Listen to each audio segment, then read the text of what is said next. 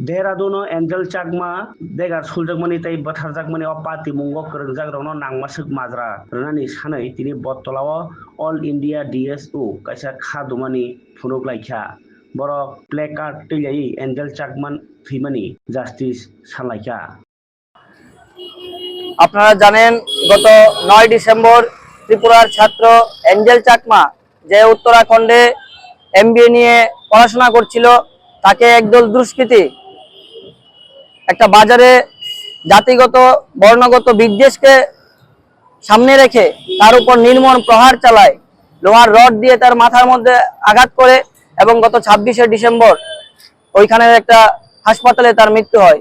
AIDSO কেন্দ্রীয় কাউন্সিলের পক্ষ থেকে আমরা তার তীব্র প্রতিবাদ জানিয়ে রাজ্যে রাজ্যে প্রতিবাদ সভা আয়োজন করেছি এবং সামাজিক মাধ্যমে আমরা সুষ্ঠু বিচারের জন্য আবেদন করেছি।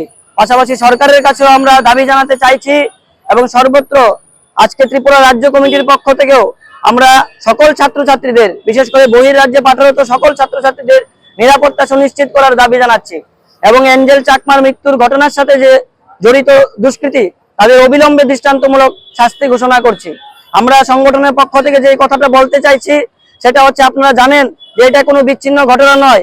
আজকে স্বাধীনতার 80 বছরের দোরগোড়ায় আমাদের দেশে যেভাবে জাতপাত, ধর্ম, বর্ণ, ভাষা নিয়ে রাজনীতি চলছে, এঞ্জেল চাকমার মৃত্যু তারই পরিণাম। ফলে কিছুদিন আগেও আপনারা দেখেছেন কেরলে, উড়িষ্যায় যেভাবে শুধুমাত্র বাংলাদেশি তকমা দিয়ে বাংলা ভাষায় কথা বলার জন্য নির্মমভাবে পিটিয়ে খুন করা হচ্ছে, তার কোনো বিচার হচ্ছে না। ফলে আমাদের রাজ্যের একটা ছাত্র সে এরকম একটা স্বপ্ন নিয়ে পড়তে গেছে, তার নিরাপত্তা থাকবে না, এটা কি ধরনের কথা? ফলে আমরা অতি দ্রুত তার বিচার চাই এবং আমরা এঞ্জেল চাকমার মৃত্যুতে গভীর শোকাহত।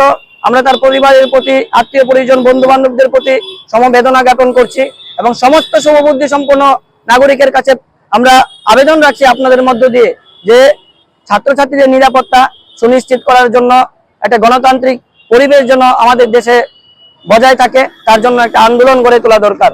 আমরা এআইডিএসও ত্রিপুরা রাজ্য কমিটির পক্ষ থেকে আজকে বটতলায় এই দাবিতেই আমরা এখানে সমবেত হয়েছি, আমরা প্রতিবাদ কর্মসূচি জানাচ্ছি।